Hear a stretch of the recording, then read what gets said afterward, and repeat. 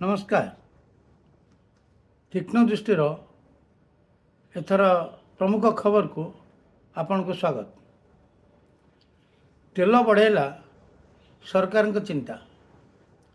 Petrol diesel दर खर्च काट करने सरकार आणले 8 सूत्री निर्देशनामा।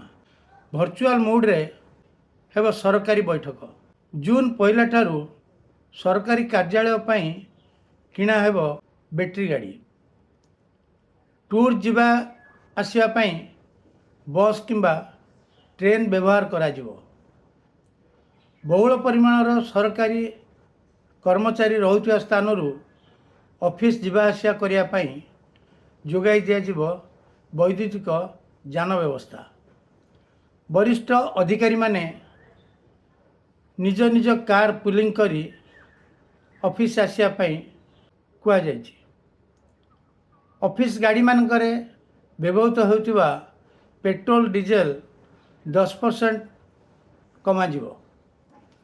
जो अधिकारी मानकर निज निजर बैटरी गाड़ी अच्छी एवं से माने निज गाड़ी व्यवहार करेंगे से 15 दिन भितर एक मार्गदर्शिका जारी करा जिवो।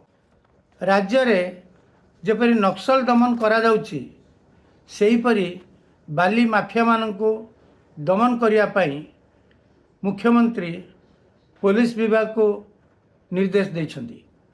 प्रचंड ताती जोगु त्राई त्राई डाकुचन्ति ओडिशावासी।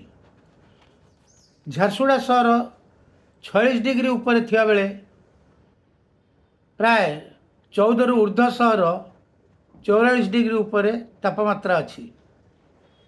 असह्य ताती जोगु 20,836 ग्राम को पानी जोगाई दिया जाउछि बोली पंचायतराज मंत्री एक सांबादिक सम्मेलन करी कहिसंती। ओडिया अस्मिता को प्राथ्य करी 2024 रे बीजेपी दल सरकार गठन करथिले।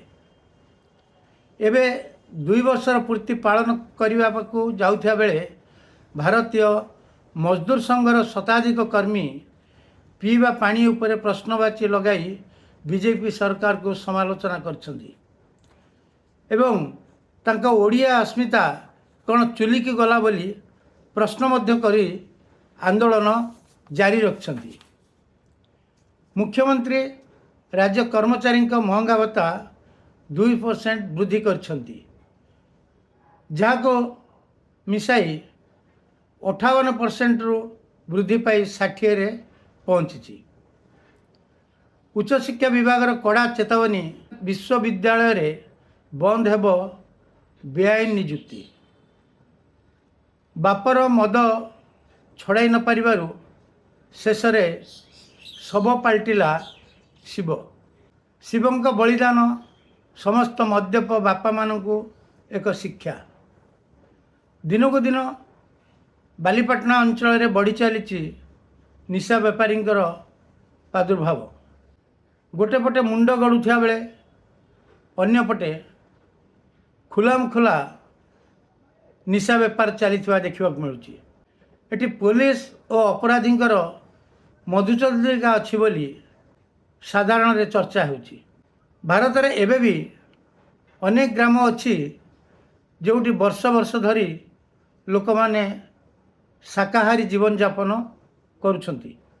बिहार बईआईन, गुजरात पालिताना, राजस्थान बिस्टोई एपरी अनेक ग्राम अच्छी सेठाकार लोक माने धर्म को विश्वास करी शाकाहारी जीवन यापन बिताउछंती।